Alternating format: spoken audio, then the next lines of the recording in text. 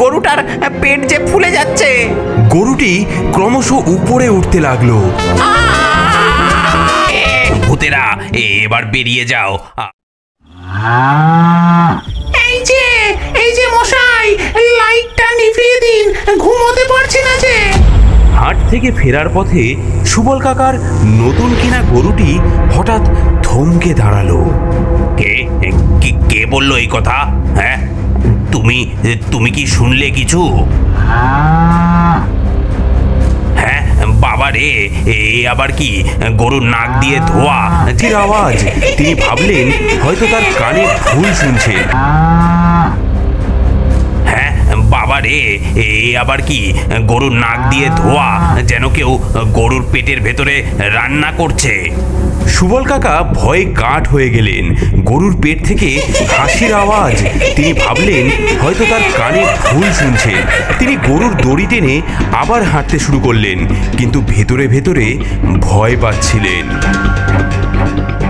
বাড়ি পৌঁছে সুবল কাকা গরুটিকে গোয়ালে বেঁধে দিলেন। তিনি গরুর জন্য খাবার দিতে যাবেন, এমন সময়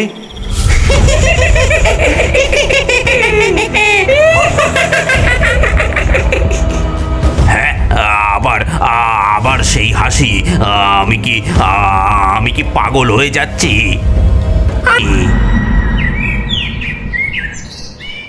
ভোর হতেই সুবল কাকা ডাক্তারবাবুকে ডেকে আনলেন।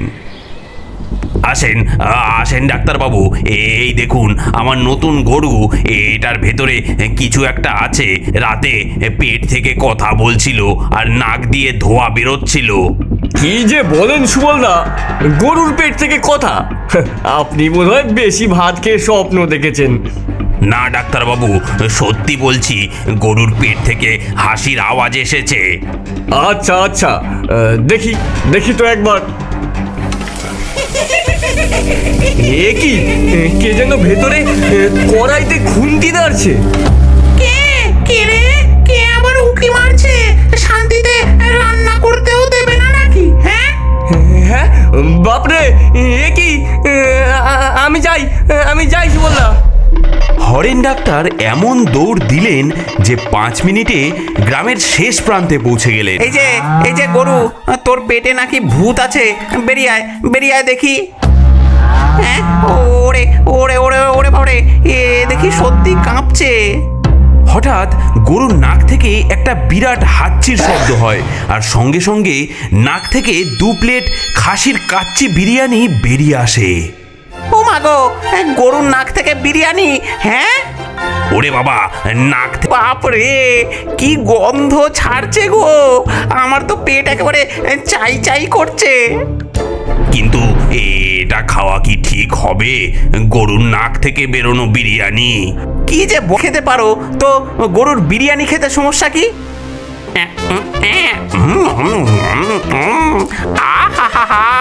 কি স্বাদ!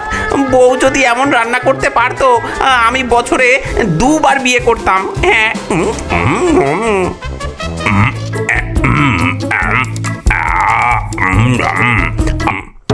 বিরিয়ানি শেষ হতেই সুবল কাকা এবং পাঁচুর শরীর হালকা হয়ে তারা হাওয়ায় ভাসতে লাগলেন।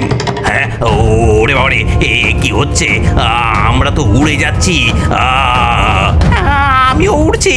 বিরিয়ানিতে নিশ্চয়ই কোনো মন্ত্র ছিল। আমরা কোথায় যাচ্ছি? বাঁচাও, কেউ বাঁচাও! তারা ভাসতে ভাসতে সংকুচিত হয়ে সেই গরুর নাক দিয়ে এক অদ্ভুত জগতে প্রবেশ করলো। তারপর এক অদ্ভুত সুড়ঙ্গ দিয়ে গরুর পেটের ভেতরে ঢুকে পড়ল। কিন্তু সেটা কোনো সাধারণ গরুর পেট নয়, সেটা এক বিশাল রান্নাঘর, যেখানে নানান ধরনের ভূত রান্না করছে। হ্যাঁ, কি দেখছি, এখানে সব গরুর পেটে রান্না হবো! হায় হায় হায়! ভূতেরা সুবল কাকা ও পাঁচুর দিকে এগিয়ে আসে। তাদের চোখগুলো জল করছে, দাঁতগুলো ধারালো। সবচেয়ে মোটা ভূত, যে সবার নেতা বলে মনে হচ্ছে, সে সামনে এগিয়ে আসে। তোমরা কারা? কেন আমাদের রান্নাঘরে ঢুকেছ? আমরা ঘটনাচক্রে এসে পড়েছি। আমরা জানতাম না যে আপনারা এখানে থাকেন। আমরা শুধু বিরিয়ানি খেয়েছিলাম, অমনি এখানে চলে এলাম। তোমরা ভূতেদের খাবার খেয়েছো, তাই তোমরা এখন আমাদের রান্নাঘরে চলে এসেছো। যারা আমাদের সবার বাড়ি এই গরুর পেটে। অনেকদিন আগে আমাদের বাড়ি ছিল একটা পোড়ো বাড়িতে, কিন্তু লোকেরা সব ভেঙে দিল, তাই আমরা এখন গরুর পেটেই থাকি।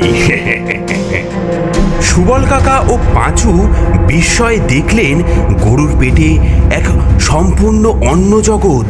ভূতেরা এখানে সুন্দর সুন্দর রান্না করে, গল্প করে, মজা করে। তাদের নিজস্ব একটা সমাজ রয়েছে এখানে। তোমরা মানুষের মাংস খাও না কেন? হ্যাঁ, আমরা ভূতেরা মানুষের মাংস খেতে খুব ভালোবাসি। আমরা মাছ মাংস খাই, তবে মানুষের মাংস কখনো খেয়ে দেখিনি। আমরা অন্ন খাই, ফল খাই, সবজি খাই, কিন্তু মানুষের মাংস না না না বাবা না। তাহলে আজ তোমরা প্রথম চাখবে। এই এই ওদের ধর, ওদের ধর। আজ মানুষের স্যুপ বানাবো, নিজেদের মাংস নিজেরাই আজ চেখে দেখবে। আজ বহুদিন পর মানুষের মাংসের কারি। যা, কি মজা, কি মজা! ওগো ওগো ভূত ঠাকুর, আমাদের ছেড়ে দাও। আমরা আমরা আর কখনো বিরিয়ানি। তাদের নিয়ে কড়াইয়ের দিকে এগোতে লাগলো। এমন সময় হঠাৎ গরুর পেট কেঁপে উঠল বিশাল ভূমিকম্পের মতন। সব কড়াই চামচ ঝনঝন করে কাঁপতে লাগলো। আর ভূতেরা ওরে বাপরে, গরুর পেট খারাপ, গরুর পেট খারাপ! দৌড়াও, সবাই দৌড়াও! গরুর পেটে গ্যাস হয়ে যাওয়ার দরুন সুবল কাকা ও পাঁচু সেই গ্যাসের স্রোতে তারা গরুর পেছন থেকে ছিটকে বেরিয়ে পড়ল। ওরে বাবা রে, আমরা তার পেট যে ফুলে যাচ্ছে। গ্যাসে গরুর পেট ফুলতে ফুলতে বেলুনের মতো হয়ে গেল, আর সে ধীরে ধীরে আকাশের দিকে উঠতে লাগলো। গরুর পেটের ভেতর থেকে ভূতেদের চিৎকার শোনা যাচ্ছিল। আমাদের ঘর তো এবার মেঘের ওপর চলে যাবে। সুবল কাকা, গরু যদি উড়ে যায় তাহলে আমরা কি খাবো? ওর দুধ ছাড়া যে আমাদের চলে না। আমার সব সুখ এক নিমেষে চলে গেল। এই গরু না হয় ভুতুরে, তবু ওর দুধ দিয়ে আমি কত কিছু বানাতাম। গরুটি ক্রমশ উপরে উঠতে লাগলো। আকাশে ছোট্ট বিন্দু হয়ে গেল। পাড়ার লোকজন জড়ো হয়েছে। সবাই আকাশের দিকে তাকিয়ে অবাক হয়ে এই অদ্ভুত দৃশ্য দেখছে। হঠাৎ আকাশে একটা বিরাট বড় ঈগল দেখা গেল। ওটা ওটা কি ওটা কি একটা পাখি? না না, ওটা ঈগল। দেখো কত বড়। ওটা তো গরুর দিকেই যাচ্ছে। ও মা, ঈগল ঈগল আমার গরুকে যে ধরবে। দেখো দেখো, ঈগল গরুটাকে ধরেছে। বিশাল ঈগলটি তার বড় নখ দিয়ে গরুটিকে শক্ত করে ধরে ফেললো। এদিকে গরুর পেটে থাকা ভূতেরা ভয়ে চিৎকার করতে লাগলো। হ্যাঁ হ্যাঁ, এবার এবার তো বিপদ দ্বিগুণ। একে একে নামাবো নাকি ঈগলের হাত থেকে বাঁচাবো? কেউ কেউ আমাদের বাঁচাও। সবাই আকাশের দিকে তাকিয়ে অসহায়ভাবে দেখছে ঈগল গরুকে নিয়ে ক্রমশ দূরে চলে যাচ্ছে। আমার মাথায় একটা দারুণ বুদ্ধি এসেছে, একটু অপেক্ষা করো। কিছুক্ষণ পর পাঁচু ফিরে এলো। তার হাতে একটা বিশাল গামলা, কিছু আতশবাজি আর একটা দেশলাই। ওরে পাঁচু, এটা কি করছিস? পাগল হয়েছিস নাকি তুই? পাঁচু গামলার নিচে আতশবাজি রেখে তার ওপরে বসে পড়ল। কাকা, যখন আমি 1 2 3 বলবো তখন এই দেশলাইটা জ্বালিয়ে এই সলতেতে আগুন ধরিয়ে দিও, আর আর দূরে সরে যেও। হে ভগবান, এটা খুবই বিপজ্জনক। তুই কি পাগল হয়ে গেছিস? এখন সময় নেই কাকা, আমাদের গরুকে বাঁচাতেই হবে। 1 2 3। সুবল কাকা কাঁপা হাতে দেশলাই জ্বালিয়ে ধরিয়ে দেয় আর দূরে সরে যায়। হঠাৎ করে প্রচন্ড শব্দে বিস্ফোরণ হলো এবং বিস্ফোরণের চোটে পাঁচু একদম আকাশে উড়ে গেল। আমি উড়ছি, আমি সত্যি উড়ছি। পাঁচু সোজা ঈগলের দিকে ধাবিত হলো। ওই ঈগল, আমাদের গরুকে ছেড়ে দে বলছি। ঈগল অবাক হয়ে পাঁচুর দিকে তাকায়। এমন দৃশ্য সে আগে কখনো দেখেনি। পাঁচু ঈগলের পিঠে চড়ে বসলো।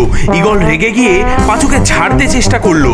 ওদিকে গরুর পেট আরো ফুলে যাচ্ছে। গরুর পেটের ভেতরে ভূতেরা চিৎকার করছে।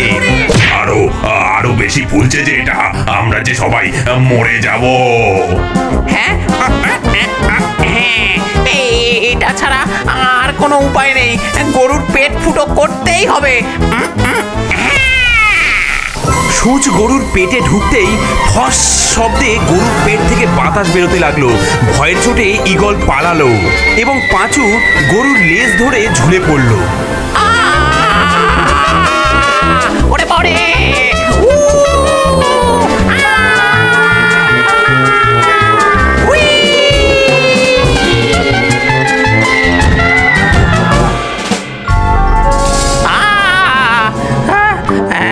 ওরে বাবা রে!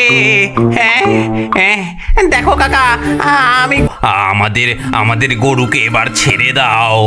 হ্যাঁ, আমরা কোথায় যাব? আগে আমরা এক পুরনো বাড়িতে থাকতাম, সেটা তো ভেঙে ফেলা হয়েছে। আমাদের যে আশ্রয় দরকার। কাকা, এই ভূতগুলো তো সহজে বেরোবে না। আমার একটা আইডিয়া আছে। যদি এরা স্বেচ্ছায় বের না হয় তবে ওদের বের করতে হবে। কিভাবে? কোনো জাদু দিয়ে? জাদু নয় কাকা, ওষুধ, ত্রিফলা চূর্ণ। এটা কাজ করবে তো? কাকা, এই ত্রিফলা চূর্ণ এমন ধাক্কা দেবে যে গরুর পেট থেকে ভূত তো কি, ভূতের ঠাকুরদাও বেরিয়ে পড়বে। হ্যাঁ। সুবল কাকা পাঁচুর দেওয়া ত্রিফলা চূর্ণ একটি বালতিতে করে গরুটিকে খেতে দিলেন। খা বাবা, খা। একবার খেয়ে ফেল আর সব ঝামেলা মিটে যাবে। এ আবার কি খাওয়ানো হচ্ছে? ঘ্রাণে তো পেট একদম ওলট পালট হয়ে যাচ্ছে রে বাবা। ত্রিফলা খাওয়ার পর গরুটি বিশাল গর্জন করে কাঁপতে লাগলো। তার পেট এমন ভাবে গুড়গুড় করতে লাগলো যেন ভেতরে একটা ভূমিকম্প হচ্ছে। হ্যাঁ, এবার হবে। সব ভূত একেবারে বাপ বাপ বলে বেরিয়ে আসবে। হঠাৎ হলো একটা প্রচন্ড আওয়াজ।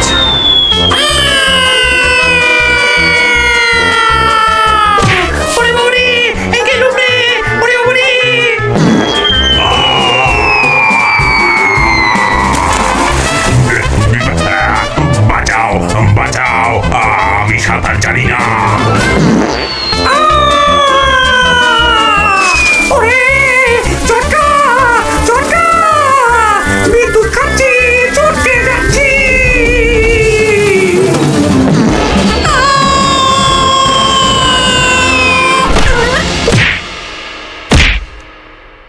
এই ভূতেরা, এখন বুঝেছো তোমাদের অবস্থা?